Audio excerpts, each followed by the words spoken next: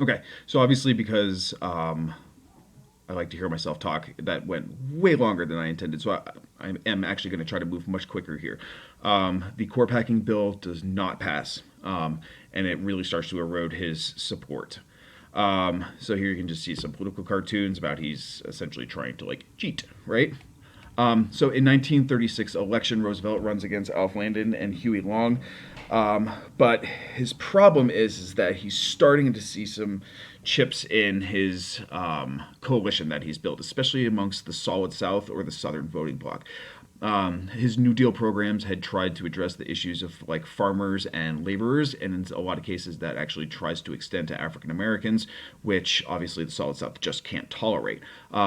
Furthermore, he tries to actually pass a anti-lynching bill. Like, how dare he do so? And the Solid South is really, really anti this, and the bill actually ends up not passing until this year.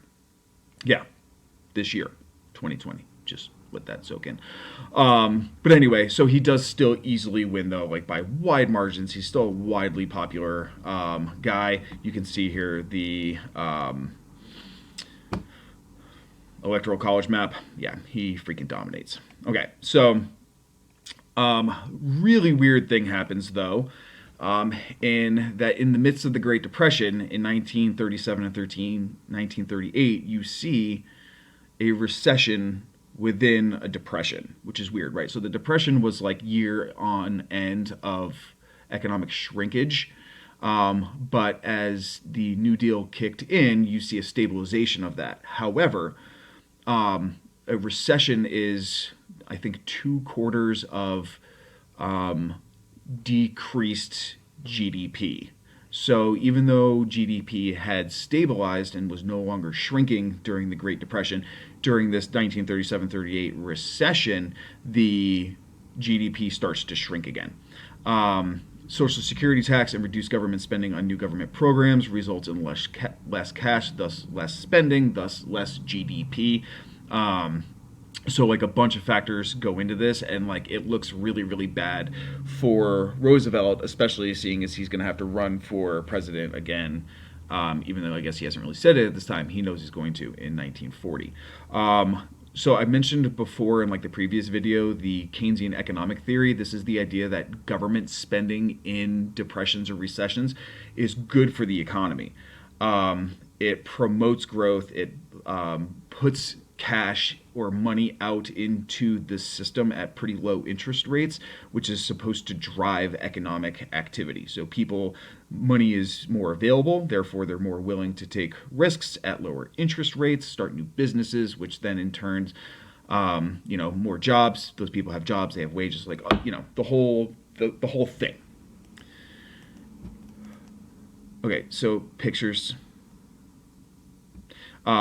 The Keynesian economics is still a huge point of debate and contention in American history. Like in the 2008 recession, there was this whole new like conversation again about whether or not Keynesian economic policies brought the United States out of the Great Depression. It really is a fascinating economic theory. I highly recommend you guys look into it more if this interests you at all. Moving quicker, weakened legislation, congressional elections of 1938 slightly reduced Democratic majority. This becomes a problem because Roosevelt is no longer able to just what is called like rubber stamp legislation, meaning like Congress passes it, he signs it, everything's super duper easy. This isn't going to be the case anymore. You do have new sects within the Democratic Party, again, this like Southern bloc that's pushing back against his policies, not super popular anymore. Economic problems linger, especially with the Roosevelt recession of 37-38, and the prosperous economy doesn't develop. So you've had like now almost like 5 to 6 years of the New Deal, and people are like, where are the results? Why are we still in this depression? And then finally, the rise of fascism in places all over the world. 1936, you see Francisco Franco take over a fascist government, or excuse me, he takes over a Republican government in Spain and institutes a fascist government. You see Hitler rise to power in Germany, Mussolini rise to power in Italy, and So worldwide, people are starting to like look a little bit side-eyed about what could potentially result from these things, and people like there's just kind of a pretty depressed national mood about all this. Okay, so let's look at kind of like the long term or big picture things here. Unions, due to the national, these are the general impacts of the Great Depression, due to the National Industrial Recovery Act. Thanks, Natalie. If you guys get a chance to read her post about the NIRA, it's a really well done one.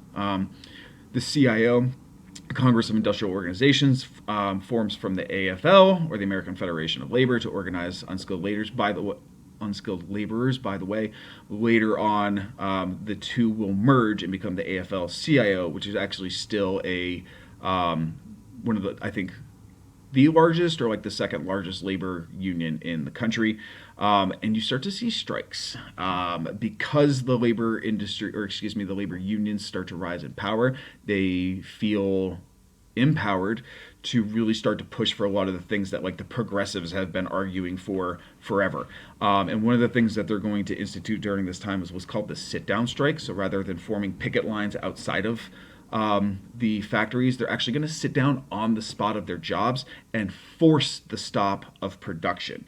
One, super duper effective, but two, also super duper unpopular for a lot of people, even other laborers. They see this as like an attack on the economy broadly, and this actually leads to a pretty significant split in the labor unions. These things happen. Read. I'm moving quicker.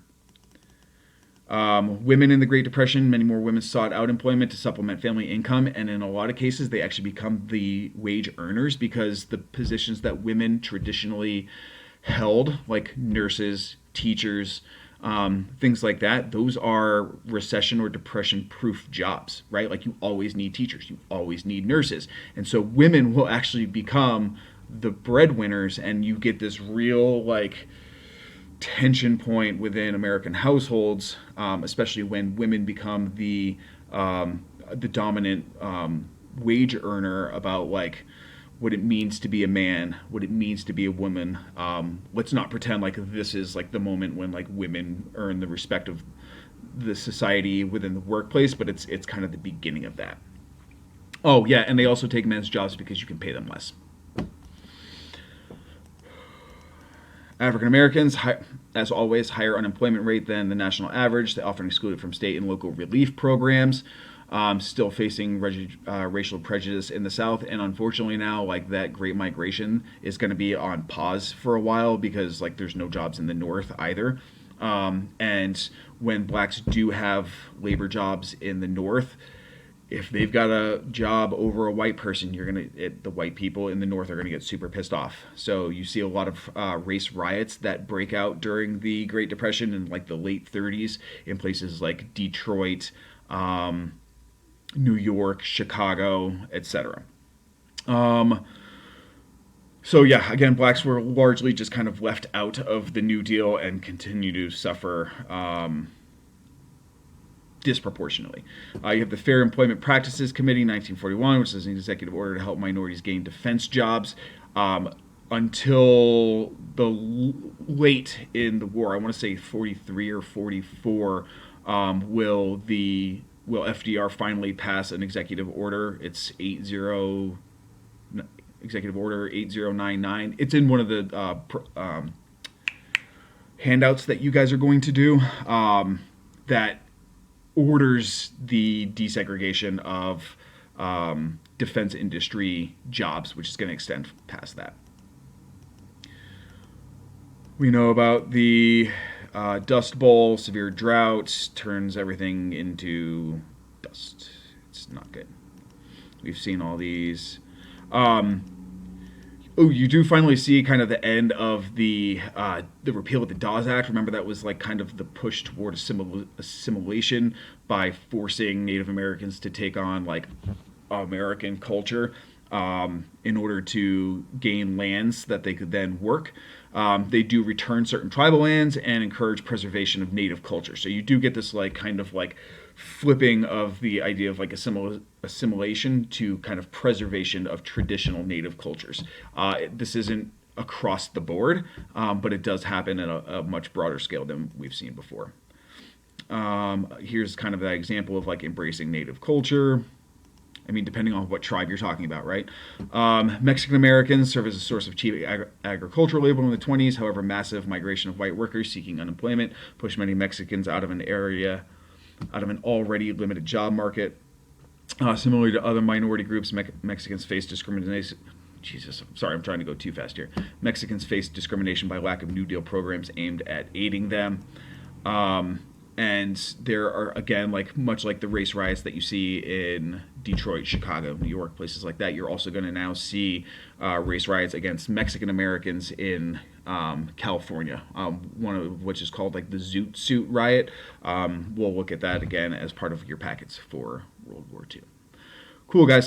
Sorry that turned out to be so freaking long, but I guess there was more in there than I thought. And seeing as, again, like we can't access a lot of the stuff during class, some of these may be longer than I initially anticipated. Nice thing is you can pause me, mute me, read the freaking slides, take your time with it, break it up into chunks. I don't care. Bye, guys.